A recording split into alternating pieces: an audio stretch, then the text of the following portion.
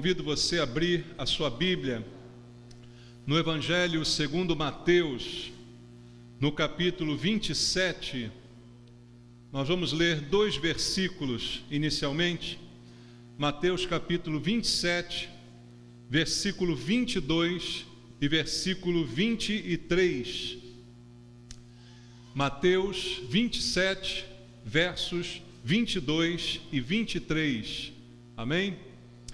A Bíblia diz assim: replicou-lhes Pilatos: que farei então de Jesus chamado Cristo? Seja crucificado. Responderam todos. Que mal fez ele? Perguntou Pilatos. Porém, cada vez clamavam mais: seja crucificado. Amém. Senhor, obrigado pela oportunidade que temos de mais uma vez estarmos em tua casa, aqui para ouvir nesse momento a tua voz. Nenhum de nós veio aqui ouvir doutrinas de homens, filosofias do mundo, mas a palavra que procede do Senhor, inspirada pelo teu Espírito, é essa que precisamos e é essa que tem o poder de transformar a vida daquele que ouve, Pai. E isso que te pedimos, fala conosco essa noite, aquilo que precisamos ouvir, meu Deus, e usa a minha vida que eu entrego a Ti, pedindo Tua graça, Tua misericórdia, clamando pela unção do Teu Espírito, para que eu seja um instrumento em Tuas mãos e possa ministrar a palavra de acordo com a Tua vontade, para que ela cumpra os Teus propósitos aqui esta noite. É o que eu te peço em oração com os irmãos, em nome de Jesus. Amém. Podem sentar, queridos. Amados, aqui nós estamos no momento da vida de Jesus, que todos nós conhecemos bem, que a história retrata, muitos filmes já mostraram, o momento em que Jesus está diante de Pôncio Pilatos, diante também do povo, que nesse instante vai decidir o que será feito de Jesus. Pilatos deixa essa decisão com as pessoas que estão ali adiante dele. E ele faz uma pergunta, na verdade ele faz aqui 2 perguntas. Primeiro ele diz no versículo 22, o que vou fazer com Jesus? Que farei com esse Jesus chamado Cristo?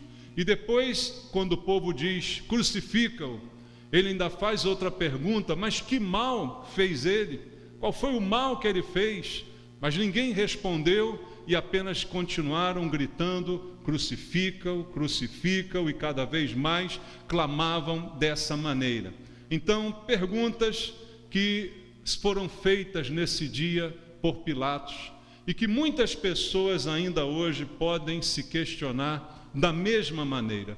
Porque quando ouvimos falar de Jesus, ou quando estamos diante dele, seja diante da sua palavra, diante de um ambiente em que você sabe que Deus está ali, nós precisamos tomar uma decisão sobre o que fazer a respeito de Jesus.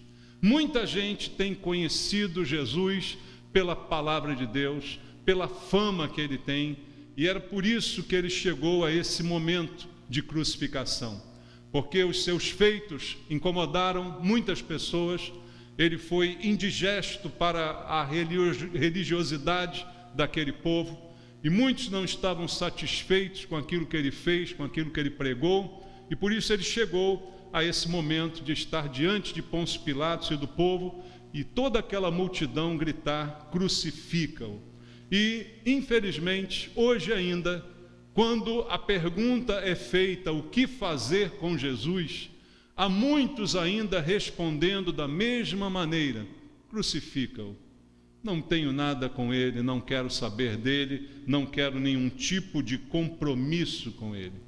E muita gente hoje, através das suas ações, através das atitudes, não apenas pelas palavras, talvez não digam textualmente o que foi dito aqui, crucificam, mas fazem isto pela sua omissão, pela sua isenção, ou por simplesmente ignorar o que Jesus realmente representa.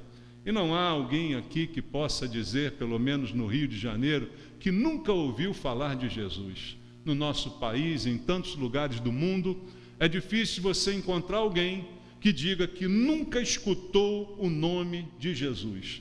Muita gente conhece a história de Jesus, Muita gente já viu o filme de Jesus. Muita gente já ouviu cristãos falando de Jesus. Já ouviram crentes pregando a respeito de Jesus. Muita gente já teve essa experiência. Muitos até se emocionam quando ouvem falar de Jesus. Muitos até derramam uma lágrima quando veem um filme sobre Jesus e presenciam todo o seu sofrimento. Mas intimamente, por suas atitudes, tanto por suas palavras quanto por suas atitudes, continuam dizendo como resposta a Jesus: crucifica-o. Eu não tenho nada com ele, eu não quero compromisso com ele. Para eu responder a essa pergunta de Pôncio Pilatos, o que fazer com Jesus? Porque alguma coisa eu tenho que fazer. Não dá para ficar isento nisso. Alguma decisão isso precisa provocar em mim. A morte de Jesus, aquilo que ele passou, hoje está clamando para cada um de nós tomarmos uma decisão em relação a isso. E essa pergunta continua ecoando: o que fazer com Jesus? O que eu faço com este homem? Primeiro, para eu responder essa pergunta, eu preciso saber quem é Jesus. Pilatos não sabia quem era Jesus, ele sabia apenas que era um homem chamado de Cristo, que alguns o chamavam de ungido, que alguns diziam que ele era alguma coisa do reino espiritual. O próprio povo que estava diante dele não conhecia de fato quem era Jesus. Veja, aquela multidão, eu creio que muitos ali que estavam naquele meio já tinham ouvido Jesus falar, já tinham sido beneficiados talvez até por um milagre que ele tenha feito, por uma palavra que ele tenha dado, pelo pão e peixe que ele multiplicou. Muitos ali talvez já tivessem tido um contato com Jesus, mas será que sabem realmente quem é Jesus? Para qualquer um de nós responder a essa pergunta, a primeira coisa que eu tenho que fazer é saber quem é Jesus. Por quê? O que fazer desse Jesus? Se eu não o conheço, eu não preciso tomar nenhuma posição. Se eu não sei da importância dele, eu digo: crucifica-o.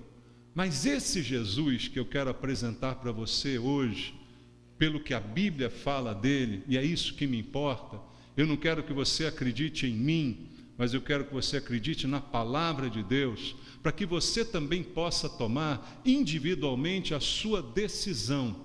Porque não dá para a gente ficar lavando as mãos como fez Pilatos depois daquela decisão. Já que vocês querem, eu vou crucificá-lo. E lavou suas mãos, dizendo estar limpo deste sangue inocente. Nós não temos essa possibilidade hoje. Ou eu estou com Jesus, ou eu estou sem ele. Ou eu dou uma resposta afirmativa para ele, ou eu estou negando ele.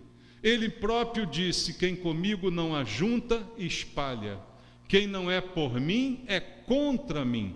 Então ele não deixou espaço para que eu assuma uma neutralidade, uma posição em que eu nem sou a favor, nem sou contra, muito pelo contrário. Não, ele me deu uma decisão. A pergunta ainda está ecoando: o que vou fazer com Jesus? Vou conhecê-lo e vou tomar uma decisão a respeito dele. E é isso que eu espero que aconteça essa noite. Que a gente conheça Jesus pelo que diz a sua palavra, para que a gente entenda quem é esse Jesus, o que ele tem para realmente fazer na vida daquele que crê, para que eu então possa decidir o que fazer com ele, como decidiu aquele povo naquele dia. Veja, esse Jesus que foi pregado e crucificado, a Bíblia diz dele, eu quero ler alguns versículos contigo, em Mateus capítulo 17, no versículo número 5, aqui há uma experiência extraordinária na vida de Jesus, testemunhada por Pedro e João, experiência conhecida como a transfiguração. Veja, o versículo 5 diz assim, capítulo 17 de Mateus: falava ele ainda quando uma nuvem luminosa os envolveu, e eis vindo da nuvem uma voz que dizia, o que dizia a voz? Este é meu filho amado, em quem me comprazo, a ele ouvi.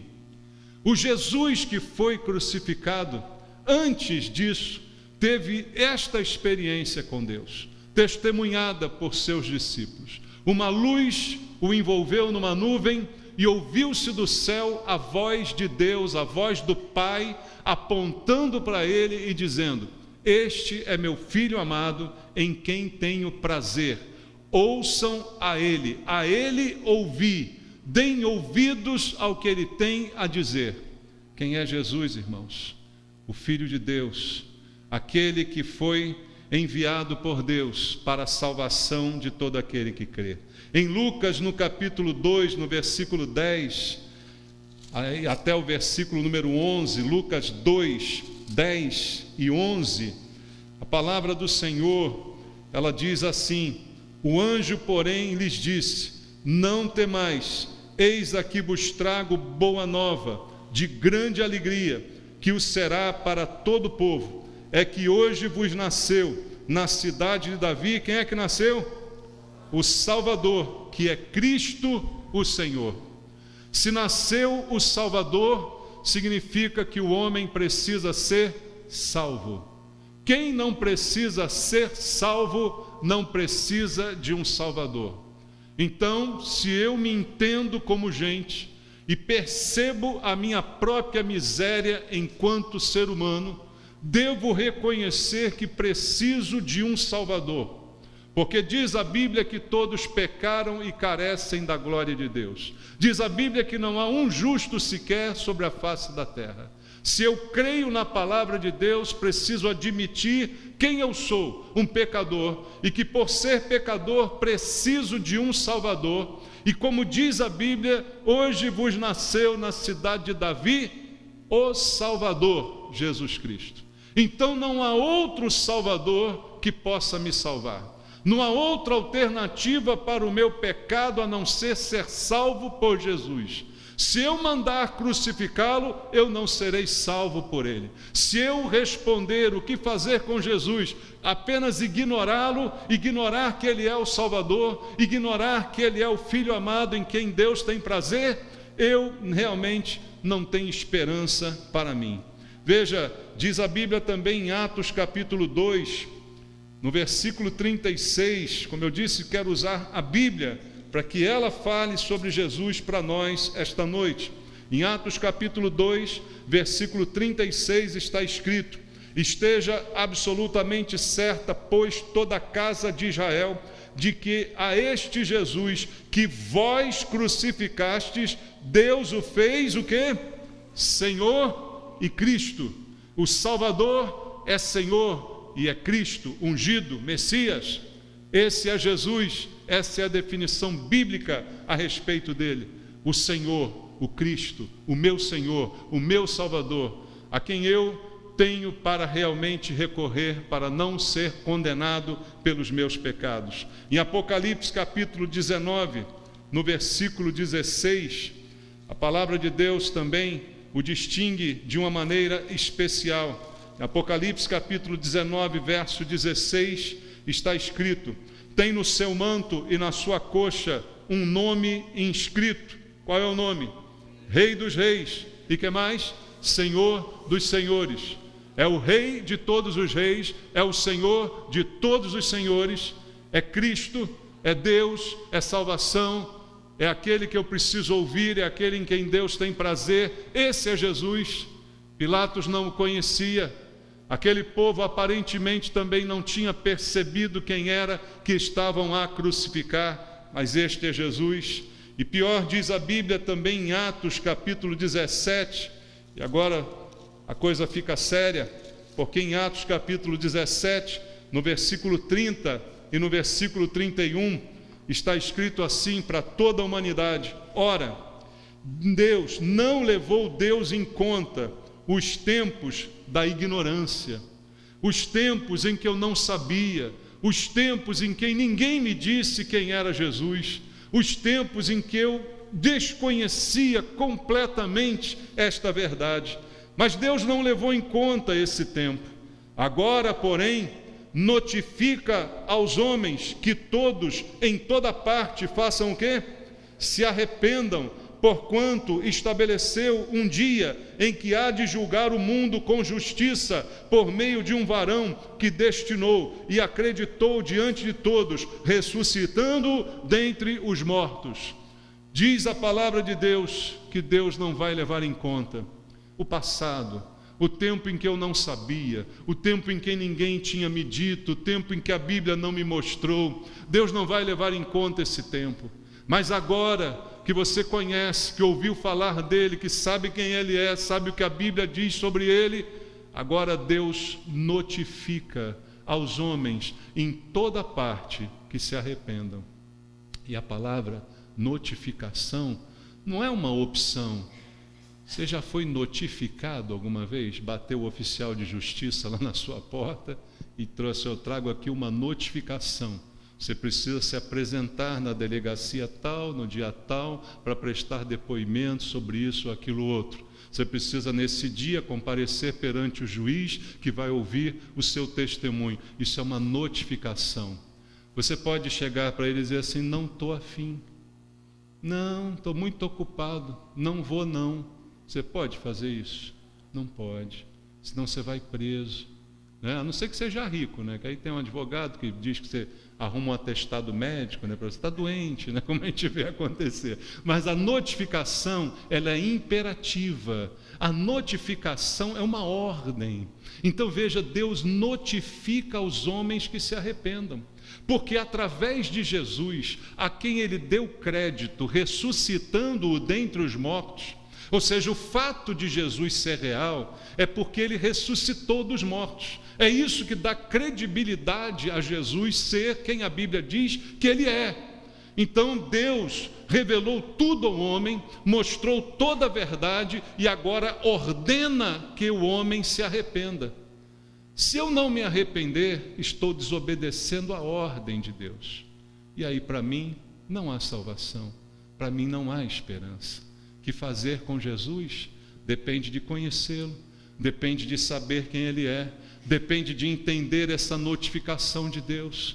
Lá eles não entenderam, lá eles não o conheceram, apesar de até poderem tê-lo visto, mas disseram todos, gritando e gritando mais: crucifica-o, não quero saber dele, crucifica-o.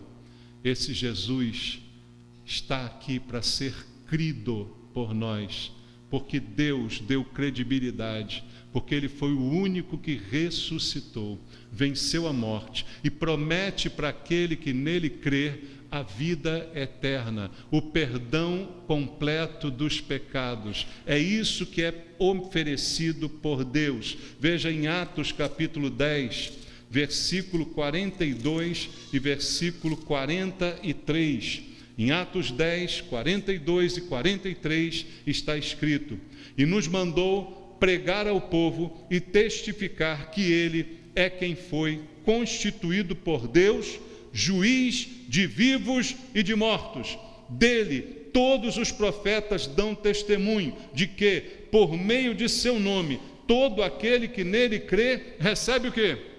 A remissão dos pecados. O pecado é uma dívida para com Deus, uma dívida impagável por obras humanas, uma dívida impagável por sacrifício de homens. Então, aquele que crê em Jesus tem essa dívida impagável remida, a remissão dos pecados. Mas se eu não crer nele e não me render a ele porque creio nele, eu permaneço com meus pecados, minha dívida não foi paga e certamente ela será cobrada no juízo final. Essa é uma simples razão pela qual crer em Jesus traz este grande benefício que eu preciso e todos precisamos, a remissão dos nossos pecados. Outra coisa que Jesus nos oferece em Romanos, no capítulo 5, no verso 1 e no verso 2, só ele também pode nos oferecer estas coisas. Está escrito assim: justificados, pois, mediante o quê? A fé.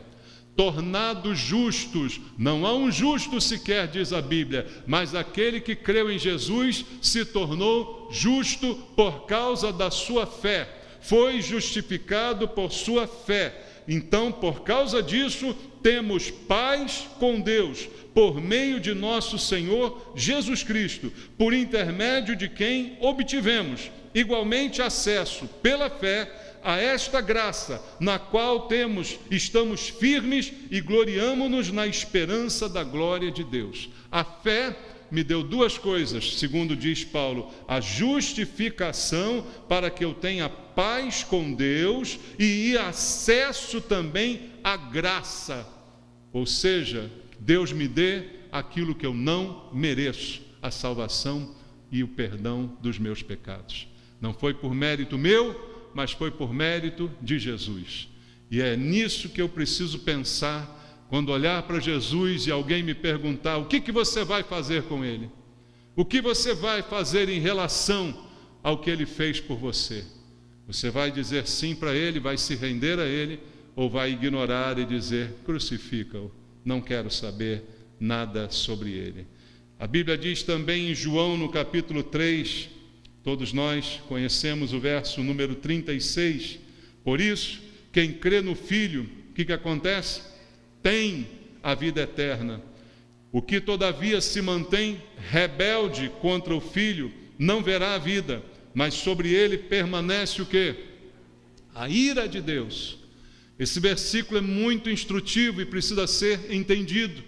Nós gostamos muito de saber que quem crê em Jesus tem a vida eterna. Ou seja, ao crer, sou justificado. Ao crer, recebo a graça. Meus pecados são perdoados. E a partir deste momento, tenho, está no presente. Não diz o texto que eu um dia terei, mas diz que eu já tenho, aqui agora, a vida eterna, pela decisão que tomei de crer em Jesus de todo o meu coração. Já tenho a vida eterna. Mas o finalzinho do versículo traz uma novidade que muita gente não acredita, porque aquele que não crê se mantém rebelde, porque já é rebelde, apenas continua rebelde, se mantém. O que grita, crucifica-o, não quero saber, não me rendo, não recebo, simplesmente permanece rebelde. E sobre ele, diz a Bíblia, permanece o quê?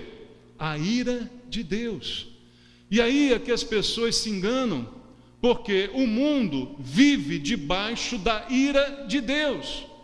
Mas muita gente interpreta errado a Bíblia e diz assim: bom, no Novo Testamento, Jesus manifestou o amor de Deus. Então agora nós estamos vivendo debaixo da graça de Deus, então estamos vivendo debaixo do seu amor. Isso não é verdade. Só vive debaixo da graça e do amor aquele que o recebeu. A todos quantos o receberam, deu-lhes o poder de serem feitos filhos de Deus, a saber, os que creem no seu nome. Esses estão debaixo da graça, estes estão debaixo do amor. Mas o mundo todo jaz no maligno, o mundo todo está debaixo da ira de Deus. A ira de Deus não acabou porque o pecado não acabou. A Bíblia diz, pastor, em João 3,16, Deus amou o mundo de tal maneira que deu seu Filho unigênito, para que todo aquele que nele crê não pereça, mas tenha vida eterna. É verdade, ele amou, por isso está no passado o verbo. Quando ele deu Jesus, ele amou, e naquele momento ele deu a oportunidade para que qualquer um, em qualquer época, o receba, creia nele, se renda a ele e seja salvo. Mas sobre o mundo permanece a ira de Deus. Então, quando uma pessoa recebe Jesus como seu Senhor e o confessa com sua boca e realmente coloca sua palavra no seu coração, essa pessoa sai da ira de Deus e entra debaixo da sua graça. Mas se a pessoa não faz isso, o texto diz que ela permanece sobre a ira de Deus, provando que a ira é uma realidade atual. Toda a humanidade está debaixo da ira de Deus por causa do pecado. Mas o amor de Deus foi tão grande pelo homem que ele deu uma alternativa ao homem, deu seu Filho unigênito para morrer, para que todo aquele que crer nisto não pereça, mas tenha vida eterna. Isso é a prova do amor de Deus para com o homem. Mas sobre a terra, sobre a humanidade, permanece a ira de Deus. Então aquele que não crê no Filho permanece na rebeldia e, por consequência, permanece na ira de Deus.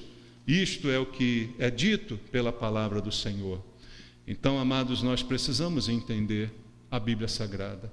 Precisamos entender o plano de Deus para a salvação. Precisamos saber quem nós somos e, principalmente, saber quem é Jesus. Para que quando essa pergunta for feita, o que você vai fazer com Jesus? Você vai fazer de conta que não ouviu a mensagem? Você vai fazer de conta que Jesus não existe? Você vai fazer de conta que Ele não é nada nem ninguém, que Ele não é o unigênito de Deus, que Ele não perdoa pecados, que Ele não morreu por você? Você vai simplesmente voltar as costas para Ele e continuar dizendo, crucifica-o? E, queridos, uma coisa é verdade. Alguma coisa eu tenho que fazer com Jesus. Se eu ouvir sobre Jesus, alguma resposta é requerida de mim. Crer nele ou não crer e permanecer na rebeldia e debaixo da ira. Não dá para a gente ficar no meio, em cima do muro, como se diz. Eu acho Jesus legal, eu gosto até da igreja. Esse pastor é meio maluco, mas eu gosto dele. Sabe, a pessoa fica ali, né? Fica ali, acho bacana esse ambiente, mas me sinto bem. Eu não estou nem aí se você se sente bem, se você gosta de mim ou deixa de gostar. Minha preocupação é se você ama Jesus e se você quer confessá-lo para ser salvo, ou se você quer permanecer debaixo da ira de Deus. É isso que está em jogo aqui. Não está em jogo se você gosta ou não do templo, da música, do pastor, da decoração, do conforto. O que está em jogo aqui é a salvação da sua alma. Ou você crê em Jesus, ou você permanece rebelde contra Ele. Ou você se rende a Jesus, ou você continua resistindo a Ele e dizendo, crucifica-o, crucifica-o, crucifica-o. Essa é a resposta que eu dou. Com Jesus só tem duas opções, irmãos, e a Bíblia que vai mostrar para a gente, para você não pensar que sou eu que estou dizendo. Em João, no capítulo 13, no versículo 20, está escrito assim, em verdade vos digo, quem recebe aquele que eu enviar, a mim me recebe, e quem me recebe, recebe aquele que me enviou. Quem enviou Jesus? Deus. Quem recebe Jesus, recebe Deus. É isso que ele está dizendo. Agora em João capítulo 12, um pouquinho antes, no versículo 48, olha o contraste. Quem me rejeita, não recebe as minhas palavras, tem quem o julgue, a própria palavra que tenho proferido, essa o julgará no último dia. Veja, Jesus não deixa opção, ou me recebe ou me rejeita. Se me recebe, recebe aquele que me enviou. Se me rejeita, rejeita a palavra, a mesma palavra que vai julgá-lo no último dia. Eu estou rejeitando aquilo que vai me julgar. Eu estou perdido. Mas se eu recebo Deus, eu recebo salvação, eu recebo tudo. Em Mateus capítulo 12, no versículo número 30, está também escrito a palavra de Deus, e é ela que importa. Quem não é por mim, é contra mim. Quem comigo não ajunta, espalha, como já disse a você. Ou eu estou ou não estou. Ou recebo ou rejeito. Ou não há uma outra opção.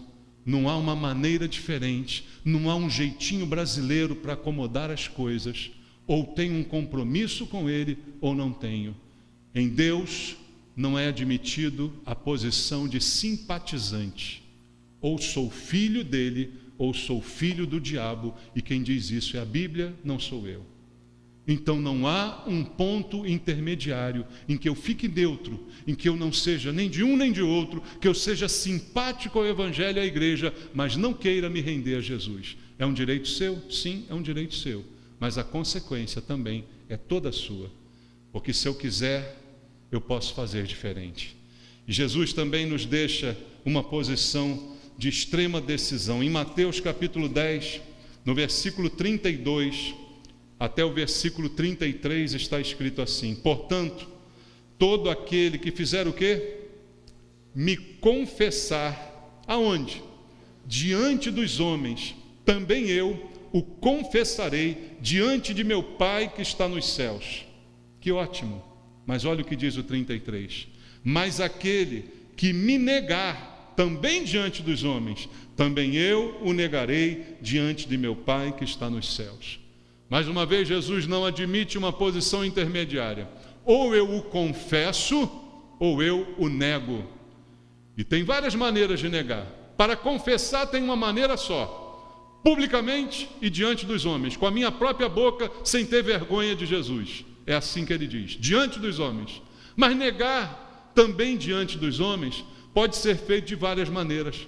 Posso negar dizendo, não quero Jesus, crucifica Jesus, ou posso negar ignorando a mensagem do Evangelho. Posso negar não me comprometendo com ele, posso negar tendo ele apenas na minha carteira como um santinho. Isso é negar Jesus. Mas me submeter a ele e reconhecer que preciso dele para o perdão dos meus pecados, essa é a única posição que ele deseja e que vai fazê-lo confessar-me também diante do Pai que está nos céus. E por fim, um último versículo eu deixo com você, no qual Jesus também trouxe um desafio à igreja, mas que serve também para aquele que está indeciso. Apocalipse capítulo 3, versículo 20, ele diz assim: eis que estou à porta e bato. Se alguém ouvir a minha voz e abrir a porta, entrarei em sua casa, cearei com ele e ele comigo.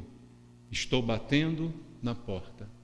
Estou na expectativa de que alguém ouça a minha voz. Se ouvir, eu vou entrar nessa casa. Eu vou sentar na sua mesa. Eu vou ter comunhão com você. Eu vou ter intimidade com você. E eu vou permanecer com você. Mas se você não ouvir, ou fizer de conta que não ouviu, como às vezes fazemos, alguém bateu, não faz de conta que não ouviu, faz de conta que não é ninguém. Podemos fazer isso com Jesus também, mas a consequência é toda nossa. Nós somos livres para escolher, essa liberdade Deus nos deu, mas a decisão, ela tem que ser tomada, e ela não pode ser adiada indefinidamente. Então eu deixo contigo a pergunta mais uma vez: o que você vai fazer a respeito de Jesus? O que você vai responder a respeito de Jesus?